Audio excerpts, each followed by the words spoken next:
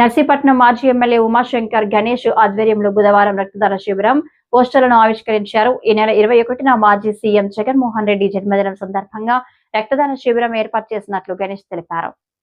YSR Congress party రాష్ట్ర అధ్యక్షులు గవర్నీలు మాజీ ముఖ్యమంత్రి గారైన వైఎస్ జగన్మోహన్ గారి యొక్క జన్మదినోత్సవం సందర్భంగా ఈ నెల 21వ తారీఖున నర్సీపట్నం నియోజకవర్గంలో వైఎస్ఆర్ కాంగ్రెస్ పార్టీ ఆధ్వర్యంలో 4 మండలాల్లో కూడా మున్సిపాలిటీలో కూడా సేవా కార్యక్రమం చేయడంతో పాటు ముఖ్యంగా వైఎస్ఆర్ పార్టీ ఆఫీసులో పెద్దబొడ్డేపల్లిలో రక్తదాన శిబిరాన్ని కూడా ఏర్పాటు చేయడం జరుగుతుంది.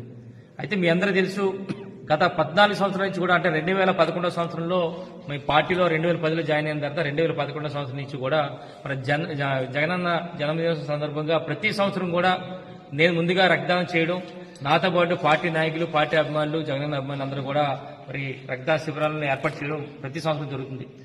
మొన్నటి వరకు కూడా 14 సంవత్సరాలు పూర్తి చేసుకున్నాం.